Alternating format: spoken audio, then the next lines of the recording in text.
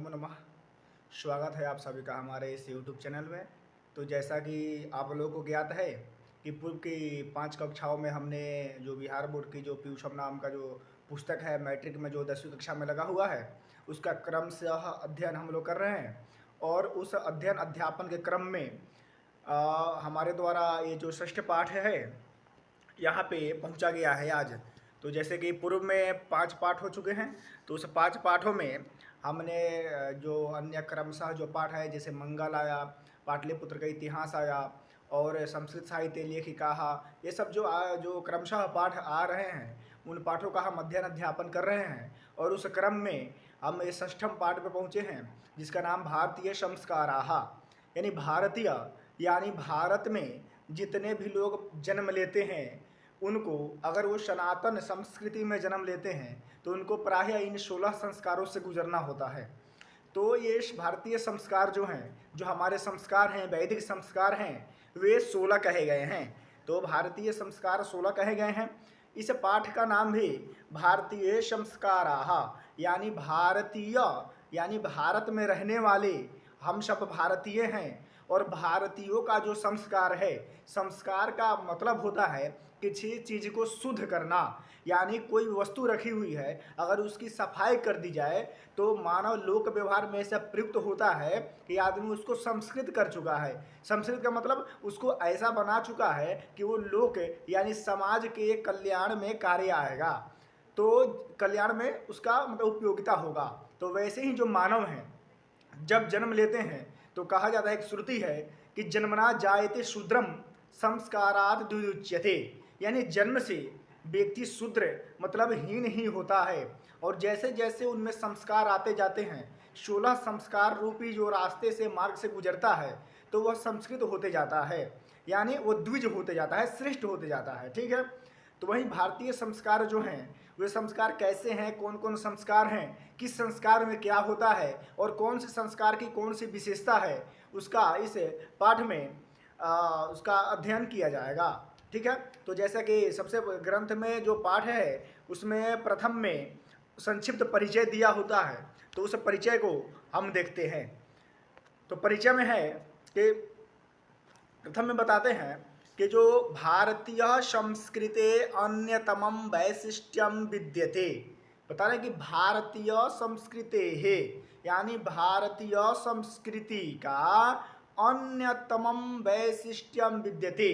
अन्यतमम, तमम, तमम मतलब अन्यतमम मतलब बहुत से, अन्य अन्य वैशिष्ट्य, वैशिष्ट्य का मतलब होता है विशिष्टता, यानी किसी में विशेषण होता है, किसी में गुण होता है, तो आदमी ऐसा प्रयुक्त करता है कि वो वैशिष्ट है, यानी गुण से विशिष्ट है। जैसे कोई ईमानदार है तो वो ईमानदार गुण से विशिष्ट है, तो उस मनुष्य में वैशिष्ट है। समझ में आ गया। तो भारतीय संस्कृति है, यानी भारतीय संस्कृति का अन्यतमम, यानी अन्यतमम मतलब बहुत से। ठीक है। वैशिष्ट्यम माने विशिष्टता, विद्यते मतलब है, भारतीय संस्कृति की बहुत सारी विशेषताएं हैं। बता रहे हैं कि यत, बता रहे हैं कि जो जीवने इह समये समग्रे संस्काराः अनुष्ठिता भवन्ति, मतलब कि यत जीवने, जीवने का मतलब जीवन में, इह, इह का मतलब यहाँ पे वर्तमान समय में, समय का मतलब समय में, संस्काराः अनुष्ठिता भवन्ति, यानी संस्कार हमारे द्वारा अनुष्ठित किए जाते हैं, यानी संस्कारों के द्वारा हमको गुजरना होता है। अनुष्ठान का मतलब होता है कोई कार्य करना, और अनुष्ठित का मतलब हम लोग के द्वारा जो किया जाता है वो अनुष्ठित है। ठीक है। अनुष्ठान का मतलब क्या होता है, जगह जैसे कोई कथा कहता है, कोई पूजा जैसे रुद्राभिषेक कोई अपने घर में कराता है तो वो अनुष्ठान हो गया, और अनुष्ठित हो विषय हो गया, रुद्राभिषेक जो हो रहा है वो अनुष्ठित है। तो वैसे ही संस्कार अनुष्ठित है। ठीक है। बताइए अद्य संस्कार शब्द सीमित व्यंग रूप प्रयुज्यते, किंतु संस्कृत रूपकरणम इदम भारतस्य व्यक्तित्व रचयते। बता रहे हैं कि अद्य, अभी जो संस्कार शब्द कहा जा रहा है वो सीमित यानी सीमित हो चुका है। अभी लोक में जो संस्कार कहते हैं कि भाई किसी के पास संस्कार नहीं है, तो उस संस्कार से हम 16 संस्कार अर्थ न लेकर के एक जैसे कि आचरणगत जो संस्कार है, कहते हैं कि भाई उसका संस्कार अच्छा नहीं है, इसके मतलब का उसका व्यवहार अच्छा नहीं है। वो संस्कार पद से इस लोक में जो अभी बोध हो रहा है, ज्ञान हो रहा है, उस संस्कार से 16 संस्कार का ज्ञान नहीं हो रहा है। किसका ज्ञान हो रहा है? तो व्यवहार रूपी जो संस्कार है, जो आचरण व्यक्ति कर रहा है, उस आचरण का ग्रहण हो रहा है संस्कार शब्द से। वही मतलब कि अद्य संस्कार शब्द सीमित यानी सीमित अर्थ को कह रहा है, छोटा अर्थ को कह रहा है अभी संस्कार शब्द। बताए व्यंग्य रूप प्रयुज्यते, व्यंग्य रूप में यानी किसी को व्यंग्य जैसे कि सीधा ना करके कोई उल्टा भाषा में समझाया जाए उसको व्यंग्य कहते हैं। ठीक है, तो व्यंग्य रूप में बोलते हैं भाई इसके पास तो कोई संस्कार है ही नहीं, संस्कार नाम का कोई चीज के पास नहीं है। तो इस संस्कार जो शब्द है वो 16 संस्कार का बात नहीं कर रहा है, यद्यपि ये लोक का बात कर रहा है। मतलब लोक में जो जैसा हो रहा है अभी आचरण जिसके पास किसी के पास नहीं है तो कहते हैं कि वो संस्कार से हीन है, उसके पास संस्कार नहीं है।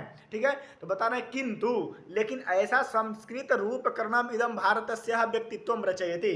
बताता है कि ये जो संस्कार शब्द है सिर्फ व्यंग्य रूप में सीमित रूप में नहीं है, बल्कि इसका अन्य भी अर्थ है। क्या? तो बताना है कि संस्कृत रूप संस्कृते है उपकरणमिदम, यानी संस्कृति यानी जो संस्कृत है, जो शुद्ध करने का जो कारण स्वरूप है, यानी जैसे भोजन पकाने का कारण ईंधन होता है, वैसे ही संस्कृत यानी शुद्ध करने का कर्ण, यानी जिसके माध्यम से भोजन पकाया जाता है वो कर्ण है, ईंधन है। वैसे ही जिसके माध्यम से व्यक्ति की विचारों में सुदृढ़ता और संस्कार आता है, मतलब शुद्धता आती है, वैसे ये 16 संस्कार हैं। ठीक है, भारतस्य व्यक्तित्व रचयति, यानी भारतस्य यानी भारत का, अपने भारत देश का भी व्यक्तित्व का रचना करता है ये संस्कार, 16 संस्कार। और भारत में रहने वाले जो भारतीय हैं उनके व्यक्तित्व का भी रचना करता है। रचयति मतलब रचना रचना कराया जाता है जिसके द्वारा, किसके द्वारा? संस्कारों के द्वारा। किसका रचना?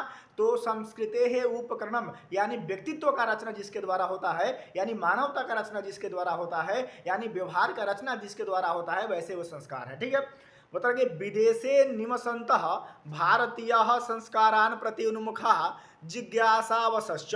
बताते हैं कि जो भाई जो ऐसे जो हैं, जो प्रवासी हैं, जो अपने देश से प्रवास करके विदेश में निवास कर रहे हैं, विदेश में बस रहे हैं, वे विदेशे निवसन्तः यानी जो विदेश में रहने वाले हैं वे भारतीय संस्कारान यानी भारतीय संस्कार को के संस्कारान प्रति उन्मुखा, वे भारतीय संस्कार के प्रति उन्मुख है।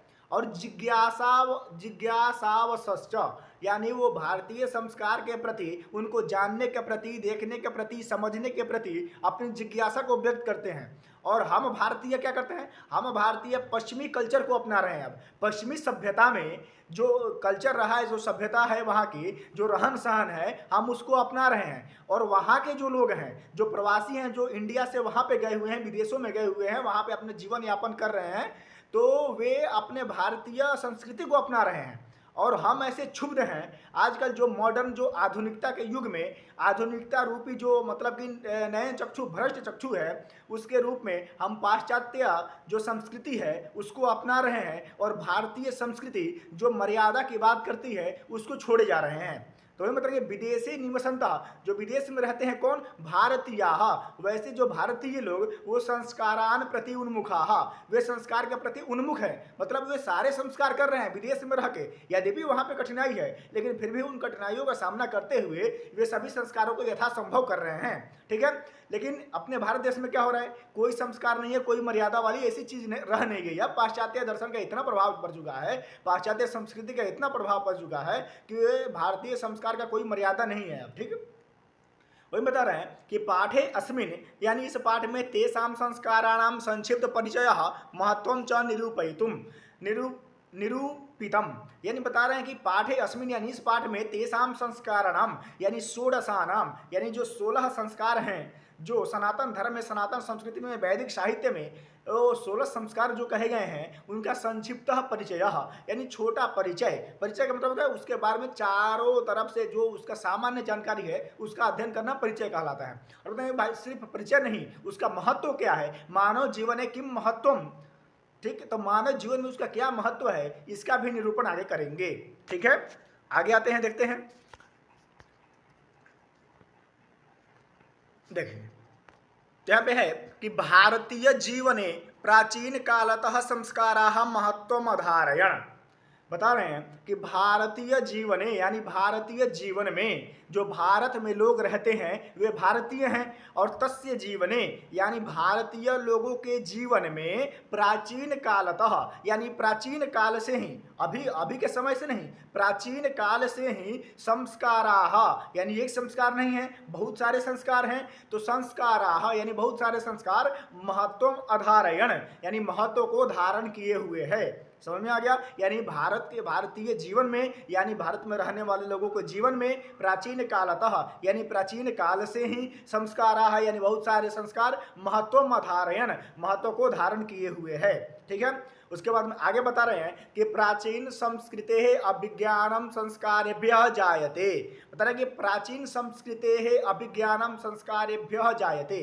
प्राचीन संस्कृते अभिज्ञानम यानी प्राचीन संस्कृति से जो हमारे पास ज्ञान है वो संस्कारेभ्यः जायते यानी प्राचीन संस्कृति संबंधी जो ज्ञान है वो हमारे संस्कारों के द्वारा ही मतलब कि हमारे पास अक्षत हुआ है, हमारे पास आया हुआ है। जैसे संस्कार है तो संस्कार में एक विद्यारंभ संस्कार होता है, तो विद्या आरंभ संस्कार में विद्या का आरंभ करते हैं, वहां पे विद्या अध्ययन में प्रवृत्त होते हैं। तो जो प्राचीन संस्कृति है अभिज्ञानम यानी प्राचीन संस्कृतियों का जो हमारे पास ज्ञान आया है वो संस्कार के द्वारा ही आया है। क्यों? क्योंकि संस्कारों के मध्य में एक विद्यारंभ अक्षरारंभ नाम का संस्कार है। उस संस्कार में जो बटुक होता है वो गुरु के आश्रम में जाता है और वहां पे स्थान निवास करके और विद्या का अर्जन करता है। तो वही मतलब कि प्राचीन संस्कृति है अभिज्ञानम यानी प्राचीन संस्कृति का जो हमारे पास अभी ज्ञान बचा हुआ है, ज्ञान रूपी जो रत्न रूपी जो ज्ञान है वो संस्कारेभ्यः जायते वो संस्कारों से ही आया है। संस्कार अगर न रहे तो ज्ञान भी हमारे पास नहीं रह सकता है। ठीक है। आगे बता रहे हैं कि अत्र ऋषीणाम कल्पना आसीत् यत् जीवनस्य सर्वेषु मुख्यावसरेषु वेद मंत्राणाम पाठः। बता रहे हैं कि अत्र ऋषि नाम यानी अत्र मतलब भारतवर्ष में, इस भारत में ऋषि नाम यानी ऋषियों का कल्पना आसीत् कल्पना था, उनका विचार था। क्या विचार था? कि यत् जीवनस्य सर्वेषु मुख्य अवसरेषु वेद मंत्राणाम पाठ। बता रहे हैं कि जीवन के सर्वेषु मुख्य अवसरेषु यानी जो जीवन है मानव जीवन का उसमें कभी कभी आते हैं मुख्य अवसर आते हैं। जैसे कोई जैसे शुभ अवसर आता है कहीं, तो शुभ अवसर में या जीवन के सर्वेषु मुख्य अवसरेषु जो मुख्य अवसर आते हैं, जो आनंद के समय आते हैं, जो खुशी के पल आते हैं, उन खुशी के पल में वेद मंत्राणाम पाठ यानी वेद मंत्रों का पाठ होता है। हमारे घर में यज्ञ यागादि होते हैं, पूजन पाठ होता है, सत्यनारायण भगवान की कथा होती है, रुद्राभिषेक इत्यादि होते हैं। तो वह तो बता रहे हैं कि अत्र ऋषि नाम कल्पना आसीत्। यहाँ पे भारतवर्ष के ऋषियों की ऐसी कल्पना है कि जीवनस्य सर्वेषु मुख्य अवसरेषु जीवन के सभी मुख्य अवसर में सुख में वेद मंत्राणाम पाठ वेद मंत्रों का पाठ होता है, पूजन होता है, गायन होता है, आरती होती है। यह सब परंपरा रहा है हमारे प्राचीनों का। ठीक है। वरिष्ठानाम आशीर्वाद। और बताएं भाई पूजा होता है तो पूजन के जस्ट पश्चात मतलब पूजन के जस्ट बाद में ही वरिष्ठानाम आशीर्वाद, जैसे पूजन पे जो बैठते हैं वे पूजन समाप्त होने के पश्चात, पूजन के मतलब अंत होने के पश्चात वो अपने से जो बड़े हैं उनका आशीर्वाद लेते हैं। ऐसी हमारी परंपरा ऋषियों की परंपरा रही है। ठीक है। उसके बाद में क्या होता है? होम। होम का मतलब जो हम हवि देते हैं यानी अग्नि में जो आहुति दिया जाता है उसको होम कहते हैं। ठीक है। तो अग्नि जो देवता है वो अग्नि स्वरूप में अग्नि के रूप में ही भोजन ग्रहण करते हैं। ठीक है। बताएंगे परिवार सदस्यानाम सम्मेलनम च भवेत। भाई जो अभी कभी कोई अवसर होगा, शुभ अवसर आएगा, मुख्य अवसर आएगा तो परिवार के सभी सदस्य इकट्ठा होते हैं। तो उसी बहाने परिवार सदस्यानाम सम्मेलनम च भवेत यानी परिवार के सभी सदस्यों का सम्मेलन यानी इकट्ठा जुड़ाव वहां पे होता है। ठीक है।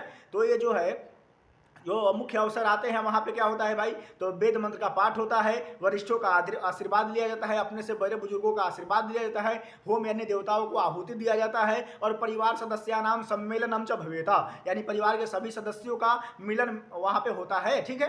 उसके बाद तत्सर्वम वह सभी, तत्सर्वम का मतलब वह सभी संस्काराणाम अनुष्ठाने संभवती, वे सभी संस्कारों के अनुष्ठान से ही संभव हैं। क्योंकि संस्कार कहते हैं कि भाई यज्ञ याग आदि हो, ईश्वर भजन हो, ईश्वर कीर्तन हो, अपने से जो बड़े हैं उनका आशीर्वाद लिया जाए। अगर सारे संस्कार ही खत्म नष्ट हो जाएंगे तो ये सब जो कार्य हो रहे हैं, वरिष्ठों का जो आशीर्वाद लिया जा रहा है, जो अग्नि के होम दिया जा रहा है, परिवार सदस्यों का मेलन हो रहा है, अपने से बड़ों का आशीर्वाद लिया जा रहा है, देवताओं को प्रसन्न करने के लिए मंत्र का पाठ हो रहा है, वे सभी संस्कार से ही तो आ रहे हैं ना। संस्कार अगर समाप्त हो जाए तो आदमी नास्तिक हो जाएगा। और नास्तिको वेद निंदक, नास्तिक को वेद से कोई मतलब नहीं है, वो कोई भी ऐसा प्रकार का कर्म नहीं करेगा जिससे कोई धर्म की प्राप्ति या मोक्ष वाली कोई बात हो। तो यावत जीवेत सुखम जीवेत डम कृत्वा घृतम पिबेत भस्मीभूतस्य देहस्य पुनरागमनः कुतः, ऐसा मानने वाले जो चारवाक लोग हैं कहते हैं कि यावत जीवेत सुखम जीवेत, यानी जब तक जियो सुख से जियो। और क्या करो, ऋणम कृत्वा घृतम पिबेत, अपने पास पैसा नहीं है, जब तक पैसा है तब तक अपने पैसा से घी पी जाओ। और क्या करो, पैसा जब खत्म हो जाए तो ऋणम कृत्वा, यानी दूसरे से कर्ज लो और फिर भी घी पियो। क्यों? तो बताते हैं कि भस्मीभूतस्य देहस्य, ये जो शरीर है अपना देह है, ये भस्मीभूत हो जाएगा मरने के बाद में। मरने के बाद में ये शरीर भस्मीभूत हो जाएगा। तो भस्मीभूतस्य देहस्य पुनरागमनः कुतः, तो जैसे ये सनातन संस्कृति में जो बात कही जाए कि मोक्ष है, फिर से पुनर्जन्म होगा, अगले जन्म में हम आएंगे, तो इस जन्म में हम पाप न करें कि अगले जन्म में हमको अच्छा जोनी मिले, मनुष्य रूप में हम यहाँ पे जन्म ले। तो ऐसा वो नहीं मानते हैं कि पुनर्जन्म फिर कभी होगा। क्यों? कहते हैं पुनर्जन्म न विद्यते, यानी पुनर्जन्म ऐसी कोई बात यहाँ पे है ही नहीं। इसीलिए यावत जीवेत सुखम जीवेत, यानी जब तक जियो सुख से जियो और कर्जा लो और घी पियो। तो ऐसे तो हम नहीं हैं, हम तो सनातन संस्कृति को मानने वाले हैं, वेद को मानने वाले हैं, वेद परंपरा से ऋषियों की परंपरा पे आने वाले हैं। तो ऐसे हम संस्काराणाम अनुष्ठाने संभवते, ये संस्कारों के अनुष्ठान से ही ऐसे सब संभव है। ठीक है, उसको बोल रहा है कि एवं संस्काराः महत्वम धारयन्ते, और सभी संस्कारों का अपना अपना बहुत सारे अन्य अन्य महत्व है। ठीक है, महत्व के बारे में आगे चर्चा करेंगे। ठीक है, बताएं किंच संस्कारस्य मौलिकः अर्थः परिमार्जन रूपः, बता देंगे संस्कार है क्या भाई। तो संस्कार का मूल अर्थ जो है, जैसे हम लोग मूल अर्थ कहते हैं तो उसी को संस्कार में मौलिक कहते हैं। तो जो संस्कार के जो मूल अर्थ हैं, मौलिक अर्थ है, वो क्या है? परिमार्जन रूपा।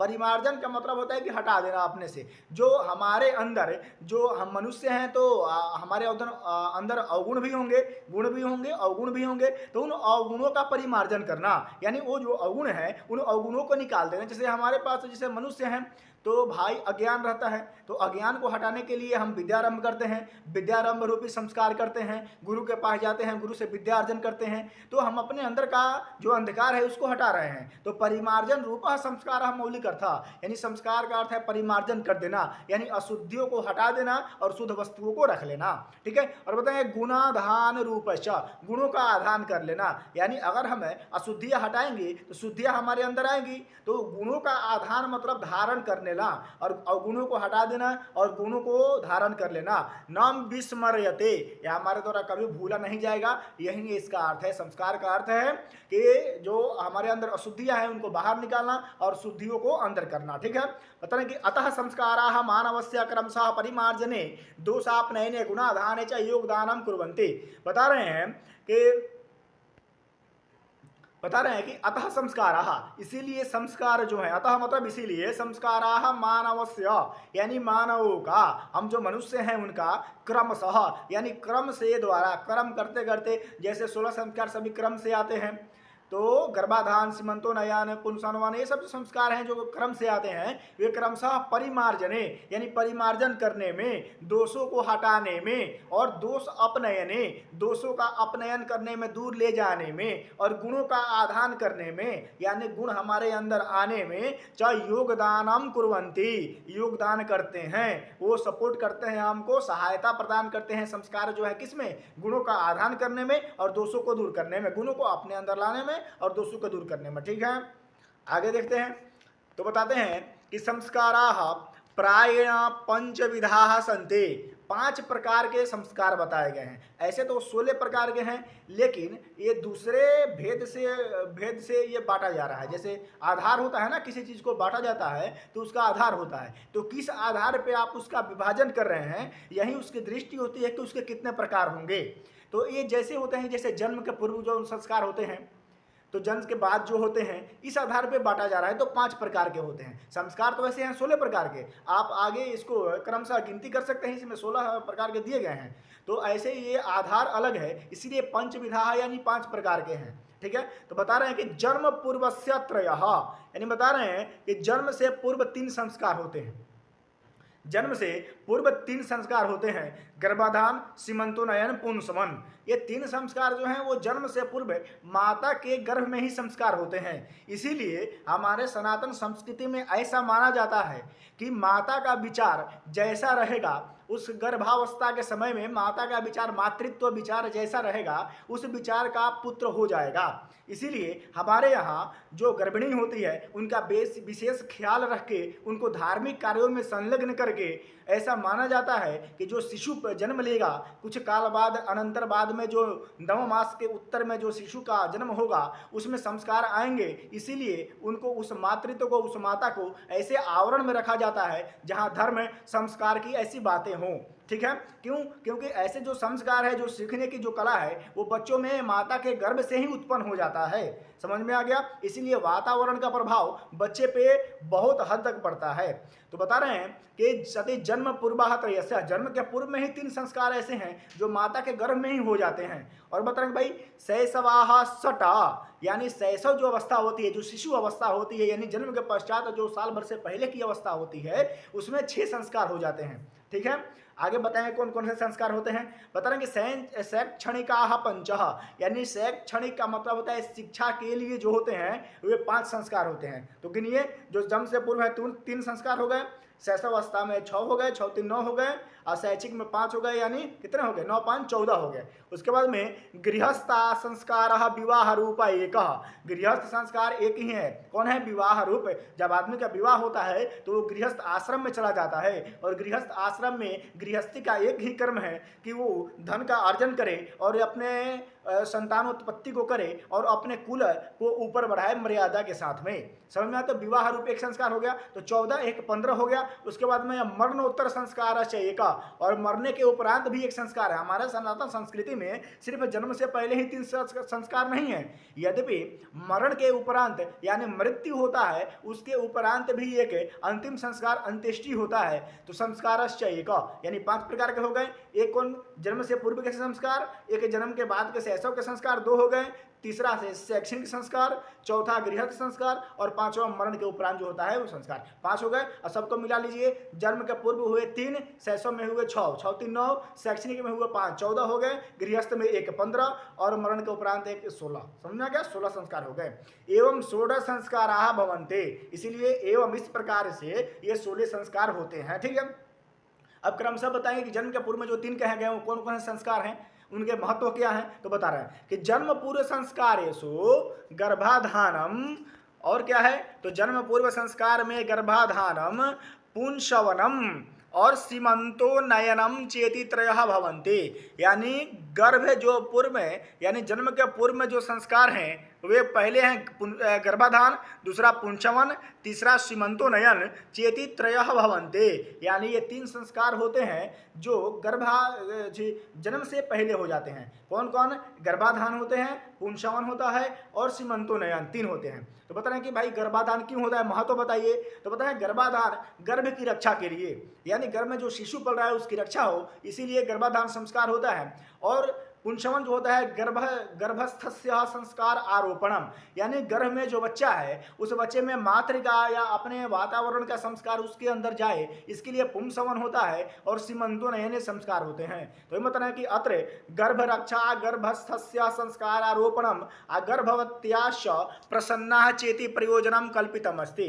बता रहे हैं कि जो गर्भवती स्त्री है, गर्भवती स्त्री को कभी किसी बात का चिंता नहीं रहना चाहिए, अवसाद उसके मन में नहीं रहना चाहिए, क्योंकि उसके मन में जो अवसाद रहेगा, जो तनाव रहेगा, उस तनाव का सीधे प्रभाव उस शिशु पर पड़ेगा। इसीलिए हमारे यहाँ ये 3 संस्कार किए जाते हैं। इसके महत्व है कि वो गर्भ की रक्षा करेगा, और गर्भस्थस्य संस्कार आरोपणम, गर्भ में जो बच्चा है उसमें संस्कार का आरोपण करेगा, अच्छे गुणों का आधान करेगा, और गर्भवत्याश्च प्रसन्नता चेति, और गर्भवती जो स्त्री है वो प्रसन्न रहे, इसी प्रयोजनम चेति प्रयोजनम कल्पितम अस्ति, इसी प्रयोजन के लिए 3 संस्कार किए जाते हैं। ठीक है, कौन कौन? गर्भाधान, पुंसवन, सीमंतो नयन।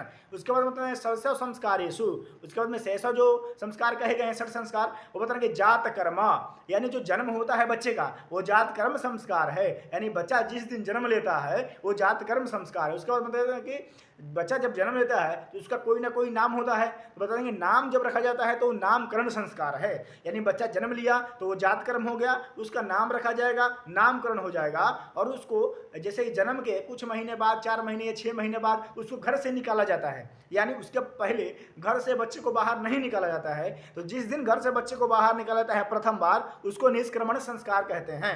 तो घर से जो निष्क्रमण यानी बाहर निकाला गया वो निष्क्रमण संस्कार है। उसके बाद मतलब है भाई बच्चा बड़ा होगा तो खाएगा, भोजन करेगा, माता के दूध पान कितना दिन करेगा बच्चा, तो 6 महीने या 7 महीने के आसपास अन्नप्राशन होता है। तो अन्नप्राशन का मतलब प्रथम बार उसको भोजन खिलाया जाता है। तो अन्य अन्य प्रकार के 64 भोग या ऐसे प्रकार के कुछ बनाते हैं भोग, बहुत सारे अन्य अन्य, बच्चा उतना खाता तो नहीं है लेकिन फिर भी ऐसे बनाए जाते हैं, कुछ पूजा होता है और अन्नप्राशन संस्कार बच्चे को अन्न खिलाया जाता है। ठीक है, उसके बाद बताते हैं कि चूड़ा कर्म, बताते हैं कि चूड़ा कर्म जो होता है, ये जो बाल होता है ऊपर का, ये चूड़ा मतलब पूरा हटा दिया जाता है इसको, बाल एक जो ये शिखा है, शिखा रहेगी, बाकी सब पूरे बाल को मुड़वा दिया जाएगा, वो चूड़ा कर्म संस्कार होता है। उसके बाद में कर्ण भेद संस्कार होता है, जो कान है यहाँ पे इसको बेधा जाता है। ऐसी परंपरा है, जो प्राचीन ऋषि हुए हैं वे कर्ण भेद संस्कार को, ऐसे कर्ण भेद हमारे सनातन संस्कृति में संस्कार है। तो इससे लाभ क्या है, तो कर्ण भेद जो होता है यहाँ पे एक ग्रंथि होती है ऐसी कि यहाँ पे जो ग्रंथि है इसको जैसे दबा दिया जाता है। जैसे आप कभी देखे होंगे कि जो हाथी होता है ऊँट के साथ चलता है, तो ऊँट को किस लिए रखते हैं भाई, जब हाथी गुस्सा हो जाएगा तो ऊँट जो होता है उसके कान को चबाने लगता है, तो चबाता है तो यहाँ पे एड्रिनल ग्लैंड है, एक ऐसे कोई ग्लैंड है, ऐसी कोई ग्रंथि है जो दबाने से गुस्से पे कंट्रोल होता है। तो इसीलिए जो ब्रह्मचारी होते हैं, जो विद्या अर्जन करने जा रहे हैं, उनको गुस्सा ना आए, इसीलिए कर्ण भेद संस्कार ऐसे माने गए हैं। ठीक है, यहाँ पे कुछ ऐसे जो ग्रंथि होते हैं जो शरीर में होते हैं, वैसे यहाँ पे कंट्रोल करते हैं, गुस्सा को कंट्रोल करते हैं। तो वैसे ही ये कर्ण भेद संस्कार चेति क्रमशः भवन्ति, तो ये कर्ण भेद संस्कार भी होते हैं। तो ऐसे संस्कार, ये षट संस्कार भी हो गए, 600 संस्कार है। ठीक है, अग्रिम में देखते हैं आगे, आगे बताते हैं कि शिक्षा संस्कार, उसके बाद में आ रहा है शिक्षा संस्कार, 600 संस्कार हो गया।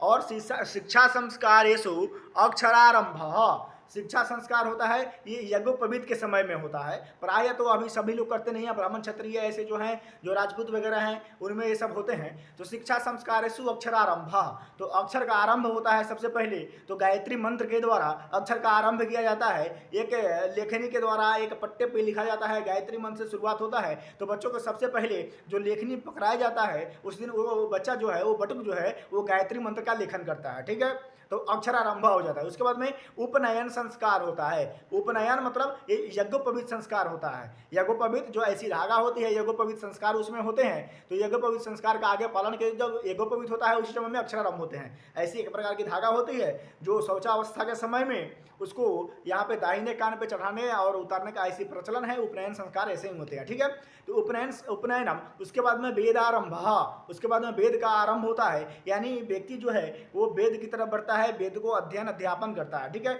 उसके बाद में केशांत और समावर्तन, केशांत होता है। उसके बाद में फिर जब वो वेदारंभ में क्या होता है कि जो शिष्य है वो गुरु के पास चला जाता है और वहाँ पे जाके और क्या करता है भाई, तो वहाँ पे जा कर के वो विद्या का अर्जन करता है, गुरु के घर ही निवास करता है। उसके बाद में जब उसकी विद्या पूरी हो जाती है तो विद्या पूरा होने के पश्चात में उसका केशांत संस्कार फिर होता है। जैसे पूरे चूड़ा जो है, जो पूरा बाल है उसको मुड़वा दिया जाता है। ठीक है, और बाल मुड़वा करके फिर उसके बाद में क्या होता है कि उसको समावर्तन होता है। समावर्तन का मतलब होता है कि वह अब क्या करेगा कि वहाँ से गुरु के आश्रम से वो अपने घर के प्रति जाएगा, यानी उसका विद्या जो है, विद्या अर्जन करना वो पूर्ण हो चुका है, तो समावर्तन होगा।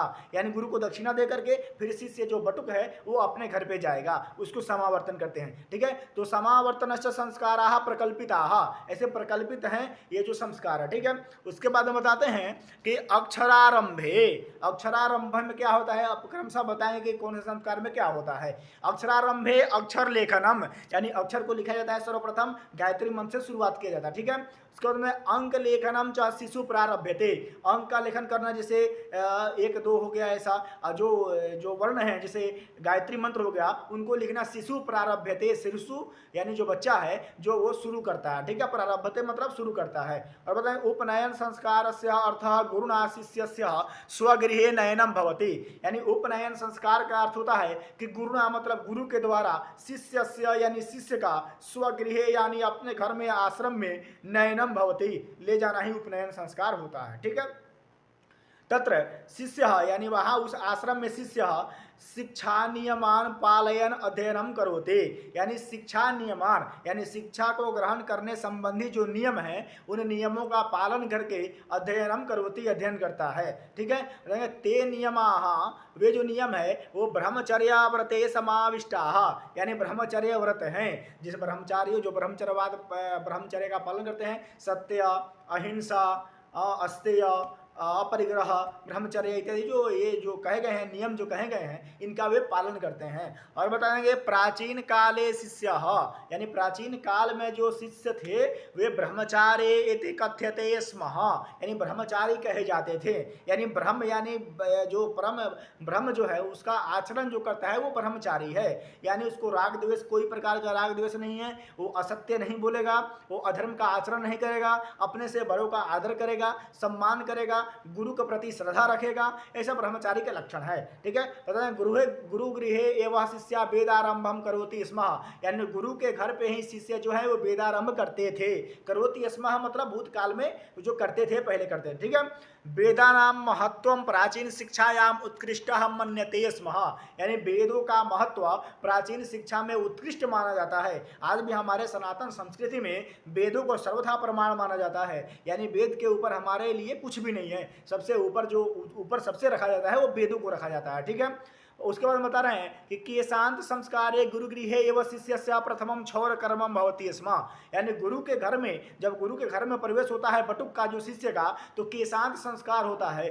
तो केशांत संस्कारे यानी केशांत संस्कार में गुरुगृहे यानी गुरु के घर में शिष्य प्रथमम क्षौर कर्मम भवति स्म, यानी वहाँ पे शिष्य के गुरु के घर में ही शिष्य का क्षौर कर्म यानी बाल मुंडन होता था। ठीक है, अत्र गोदान मुख्यम कर्म, वहाँ पे गोदान भी होता था, यानी गौ का दान गुरु को किया जाता था। ठीक है, बता रहे कि अतः साहित्य ग्रंथेषु अस्य नामांतरम गोदान संस्कारोपि लभ्यते, इसीलिए जो केशांत संस्कार है इसमें क्या होता था, गोदान भी होता था। गोदान मुख्य कर्म था, यानी गाय का दान करना गुरु को, एक शिष्य के द्वारा गुरु को गाय का दान करना गोदान है। तो अत्र गोदान मुख्यम कर्म, यानी इस संस्कार में गोदान मुख्य कर्म था। अतः इसीलिए साहित्य ग्रंथेषु यानी जो साहित्य संस्कृत साहित्य के ग्रंथ हुए हैं अस्य मतलब क्षौर कर्म ये जो संस्कार है इसका नामांतरम यानी दूसरा नाम गोदान संस्कारो अपि लभ्यते, यानी गोदान संस्कार भी ऐसा लिखा कहीं पाया जाता है, मिलता है। ठीक है, उसके बाद बता रहे हैं कि समावर्तन संस्कार उद्देश्यम शिष्य गुरुगृहात् गृहस्थ जीवने प्रवेश, बता दें कि समावर्तन का मतलब होता है संस्कार से उद्देश्यम, यानी समावर्तन संस्कार का उद्देश्य है शिष्य से यानी शिष्य का गुरुगृहात् यानी गुरु के घर से गृहस्थ जीवने प्रवेश, यानी जब विद्यारंभ पूरा हो गया तो भाई उस जो गृहस्थ जीवन में प्रवेश करेगा उसका विवाह होगा। तो समावर्तन का वही अर्थ होता है कि गुरु के गृह से गुरु गृह में शिक्षा विद्यारंभ संपूर्ण हो गया, उसके बाद में शिष्य जो है वो गुरु के गृह से निकल के यानी आश्रम से निकल के गृहस्थ जीवन में प्रवेश करेगा।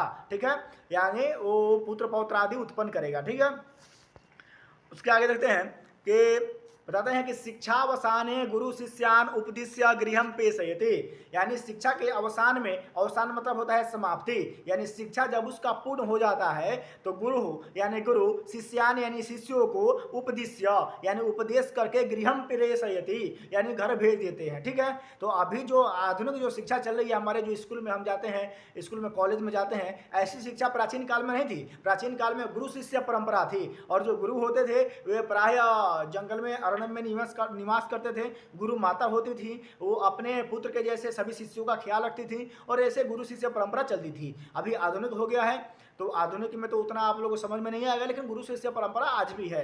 काशी जैसे जो धार्मिक स्थल है जहाँ पे संस्कृत का बाहुल्य है वहाँ पे गुरु शिष्य परंपरा देखने को मिलता है। ठीक है, तो बताते हैं कि उपदेशेषु प्रायेण जीवन से धर्माः प्रतिपादयन्ते, जब शिष्य गुरु के घर से गृहस्थ जन्म में प्रवेश करता है गृहस्थ आश्रम में तो गुरु जो है वो शिष्य को कुछ उपदेश देते हैं। तो उपदेश कैसा होता है तो बता रहे हैं कि उपदेशेषु यानी उपदेशों में प्रायेण यानी प्राय रूप से जीवन से धर्माः प्रतिपादयन्ते, ये जीवन में जो धर्म है हमको धर्म करना चाहिए, सत्य बोलना चाहिए, सत्यम वदः धर्मम चरः इत्यादि सिद्धांतों का प्रतिपादन करते हैं, गुरु हमको बताते हैं। ठीक है, उसके बाद बताइए यथा सत्यम वदः धर्मम चरः, यानी सत्यम वद यानी हमेशा सत्य बोलो, धर्मम चरः यानी धर्म का पालन करो, धर्म का आचरण करो, और क्या, स्वाध्यायान मा प्रमदः, यानी स्वाध्याय यानी अध्ययन अध्यापन से, जैसे तुम तो विद्या ग्रहण कर लिए हो, लेकिन उस विद्या का अगर पुनरावृत्ति नहीं करोगे, उसको बार बार तुम रिवीजन नहीं करोगे तो वो फिर भूल जाएगा।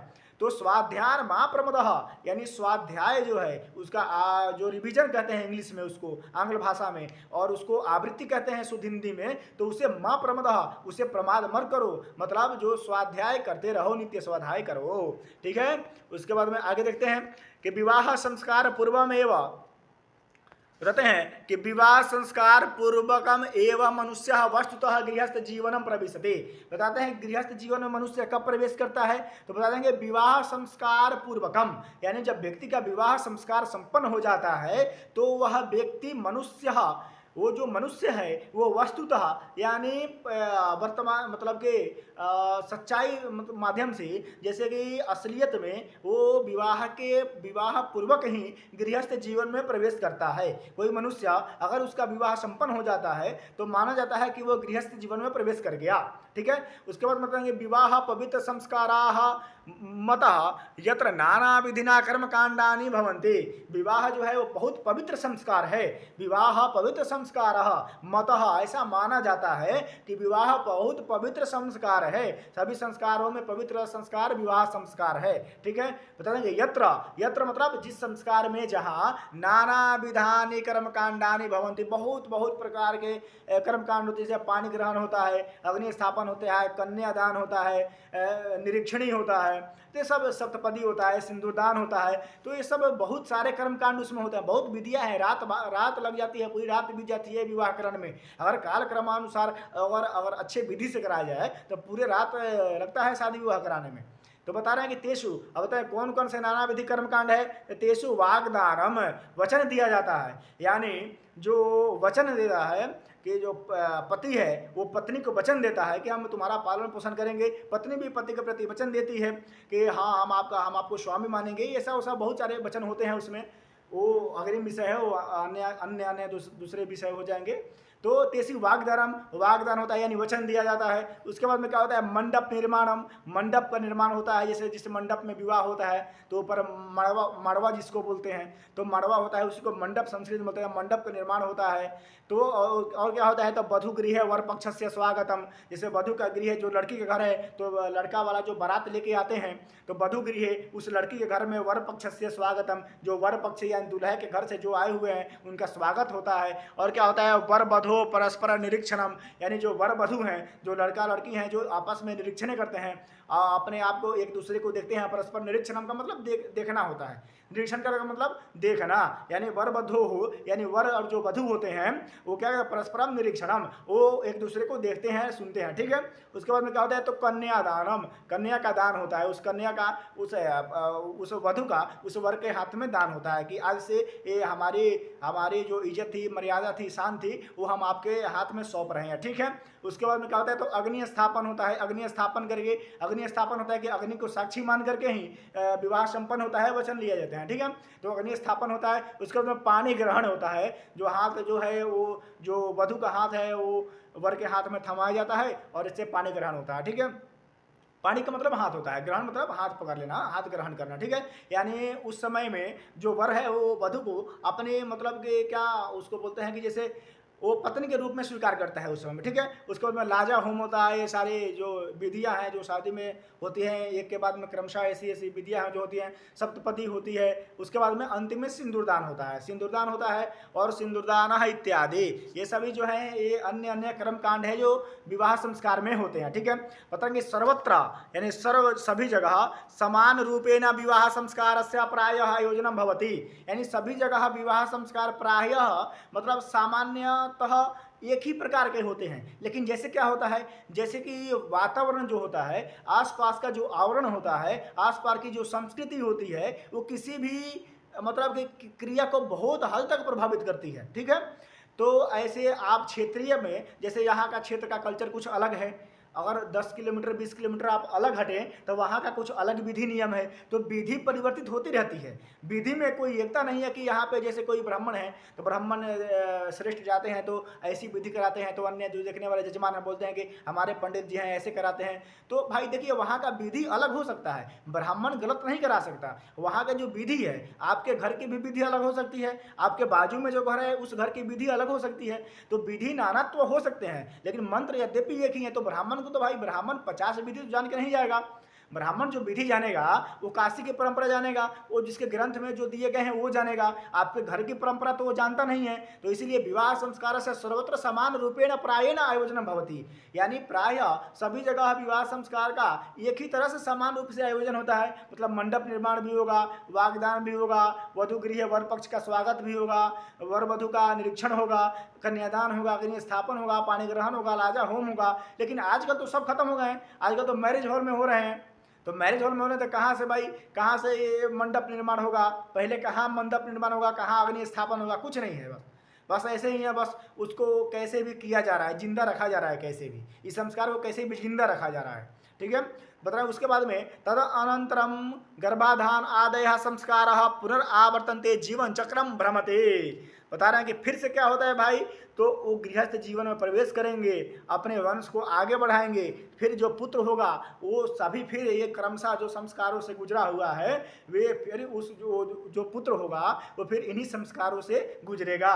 और पुनरावर्तनते, पुनः उन संस्कारों की फिर आवृत्ति होगी, यानी फिर उसका गर्भाधान होगा, पुनः सीमंतोनयन होगा, पुनः संस्कार होंगे, अक्षरारंभ हो गया, विद्यारंभ होगा, बाकी सब होंगे। ठीक है, जीवन चक्रम भ्रमति, और ऐसे ही ये जीवन चक्र हमेशा चलता रहता है। ये जीवन रूपी जो चक्र है जो ये कभी समाप्त नहीं होता, कभी बंद नहीं होता, कभी रुकता नहीं है। ठीक है, उसके बाद में बता रहा है कि मरणाद अनंतरम, यानी मरने के पश्चात, मरणाद अनंतरम यानी मरने के पश्चात भी अंत्येष्टि संस्कार अनुष्ठीयते, अनुष्ठीयते मतलब अनुष्ठान किया जाता है किसका, अंत्येष्टि संस्कार होते हैं जिसको हम श्राद्ध बोलते हैं। तो वह अंत्येष्टि संस्कार होते हैं मरण के अनंतर। तो हमारी सनातन संस्कृति है जिसमें जीवन के पूर्व भी संस्कार होते हैं, जीवन में भी संस्कार होते हैं, जीवन के पश्चात भी संस्कार होते हैं। ठीक है, अनुष्ठीयते। उसके बाद में कहते हैं आगे कि एवं मतलब इस प्रकार भारतीय जीवन दर्शन से महत्वपूर्णम उपादान संस्कार है।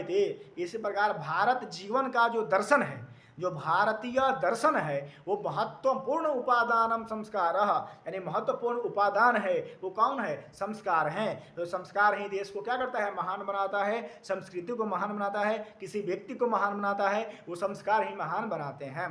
ठीक है, तो इस प्रकार से हमारा ये भी पाठ है अंतिम की तरफ बढ़ा है, अभी समाप्ति के कगार पे है। तो इस पाठ में सामान्यतः जो इस समय आपकी जो अवस्था है उस अवस्था में मानसिकता जैसी रहेगी उसी प्रकार का विचार होता है।